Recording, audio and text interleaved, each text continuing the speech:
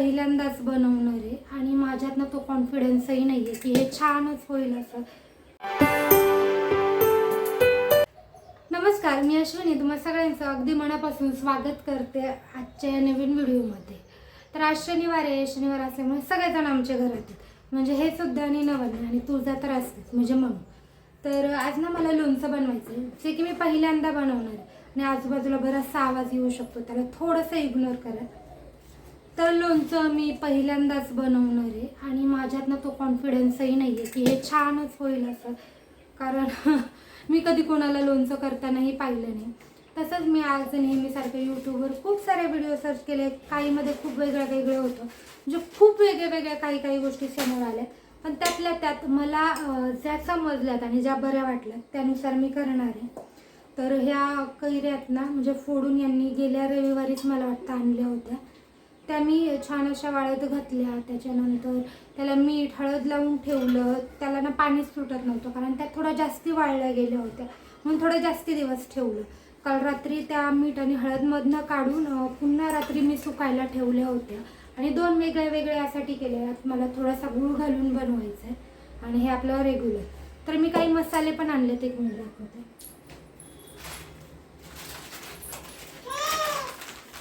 तर हे दोन रेडीमेड मसाले पण आणले. ब्लिंकिटवरनं ना हे एकच मिळत होतं म्हणून मग त्याच्यासोबत हे एक घेतलं, म्हटलं हरकत नाही, दोन्ही मिक्स करून घालेन, कशी टेस्ट होणार आहे माहिती नाही. तर हे रेडीमेड मसाले तर आणलेच आहे, पण मला घरी पण एक मसाला बनवायचा आहे, तर की मी खूप साऱ्या व्हिडिओत पाहून काहीतरी वेगळं ट्राय करते. तर याच्यात आहे ना मी जिरे, त्याचबरोबर बडीशोप, आपली मोहरी, थोडीशी दालचिनी, थोडेसे काळे मिरी, लवंग, या सगळ्या गोष्टी घेतल्यात आणि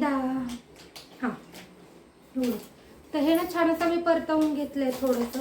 तर हे सगळ्यात आधी मिक्सरला काढून घेते आणि मग बाकीच्या गोष्टी करून घेते. आणि जर ह्यावेळेस माझं लोणचं छान झालं नाही तर पुढच्या वेळेस मी भरपूर प्रमाणात करून ठेवेल, कारण बाहेरचं आणण्यापेक्षा घरचं चांगलंच आहे. आणि हा जो मला करायचा कॉन्फिडन्स आहे तो यांच्यामुळे आला, कारण यांचं म्हणणं होतं गेल्या 2 वर्षापासून मी म्हणतात तू घरी लोणचं बनवायचं ट्राय कर, घरी बनव, पण माझी हिंमतच होत नव्हती, कारण खराब झालं की एवढं सगळं वाया जाणार त्यामुळे. आणि त्यासोबत या सगळ्या गोष्टी, त्याला बरंचसं मटेरियल लागतात, तेल वगैरे सगळंच वाया जाणार, त्यामुळे मी हे करत नव्हते. पण आज मी करायला घेतले, बघूयात कसं होतं ते. लोणचं तर बनवायला घेतलं आहे, पण मनात ना खरंच खूप सारी भीती होती. म्हटलं चला ट्राय करून पाहूया, जास्तीत जास्त काय होईल, खराबच होईल ना, म्हणून हे याचा श्रीगणेशा केला. तर सगळ्यात आधी ना मी कढईत तेल गरम करून घेतलं आणि हा जो मी घरी मसाला बनवला होता म्हणजे भाजून घेतलं होतं ते मला मिक्सरला छान असं काढून घेतलं, अगदी बारीक नाही केलं. आणि हे सगळं मी व्हिडिओमध्येच पाहिलेलं आहे, त्यामुळे मी हे ट्राय करते. थोडंसं ओबडधोबड वाटून घेतलं आणि मला ना थोडंसं लोणचं गोडही बनवायचं, म्हणजे गोड आंबट तिखट असं वालं, जे की मला प्रचंड आवडतं आणि सहसा मार्केटमध्ये ना हे भेटतच नाही. त्यामुळे मग एका ह्याच्यात मी गूळ घालून घेतला आहे आणि जे गोड लोणचं आहे ना ते अगदी थोड्याशा प्रमाणात बनवलं आहे, कारण ते मी एकटीच खाणार आहे आणि बाकीचं जास्तीचं बनवलेलं आहे. तर तेल छान असं कडकडीत तापून झालं. इथे बाकीच्या गोष्टींचीही तयारी माझी झाली होती. म्हटलं तेल थंड होतं तोपर्यंत मसाले एका भांड्यात मिक्स करून घेऊयात, म्हणजे तेलात एकदम मिक्स करायला सोपे जातील. तर आधी मी एक भांडं घेतलं आणि त्यात हे जे मसाल्याचं 2 वेगवेगळे पॅकेट आहेत ते मिक्स केले, पण त्यातच एवढं ते भरलं होतं भांडं की म्हटलं की यात मी जो बनवलेला आहे तो जर मसाला मिक्स केला तर मला व्यवस्थित मिक्स करता येत नाही, म्हणून मी भांडं चेंज केलं, थोडंसं मोठं घेतलं. आणि त्यातनं नंतर मी जो मसाला बनवला होता तोही मी त्यात घालून घेतला. असं मला वाटलं होतं की याच्यात अजून काहीतरी वेगळं टाकावं, मेन म्हणजे हिंग, कारण हिंग मी जो मसाला वाटला त्यात माझ्याकडे जो खडा हिंग असतो तो काही नव्हता. म्हटलं चला घरचं ट्राय करून पाहूयात टाकून काय होतं आहे ते, त्यामुळे माझ्याकडे ना हे हिंग होतं थोडं, तर तेच मी त्यात थोडंसं घालून घेतलं आणि सगळं छान असं मिक्स केलं. तेल थंड व्हायला बराचसा वेळ होता, तोपर्यंत मी माझी बाकी अशी बरीचशी कामं करून आली आणि त्यानंतर मग हा जो मसाला आहे तो तेलात मिक्स केला. कारण मी जे पाहिलं आहे किंवा ऐकलं आहे ते तर असं होतं की पूर्ण तेल थंड होऊ द्यात आणि मगच त्यात मसाला घालत. आणि बहुतेक मला असं वाटतं की माझ्या सासूबाई वगैरे आहेत त्या तर तेल गरमही करत नाही, कच्चंच तेल मिक्स करतात. पण आता मी पाहिलं होतं खूप साऱ्या व्हिडिओजमध्ये, म्हणून मी हेही ट्राय केलं.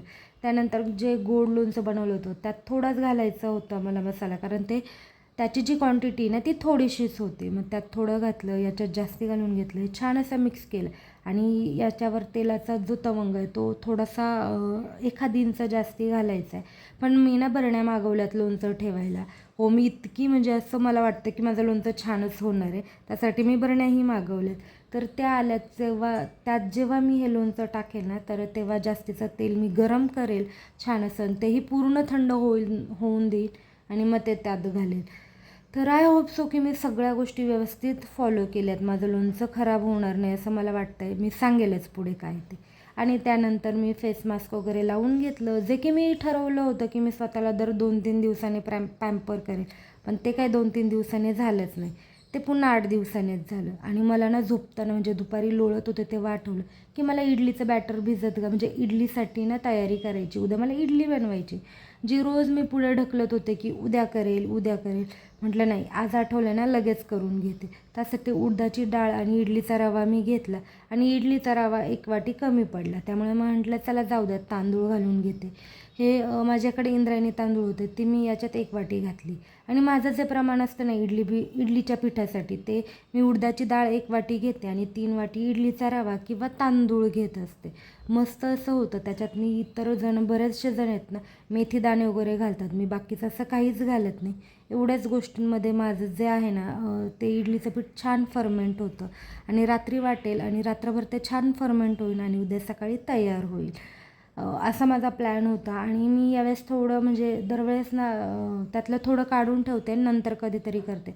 पण ह्यावेळेस मी असं करणार नाही आहे, उद्याच सगळं करणार आहे. 2 टाईम खाणं झालं तरीही चालेल.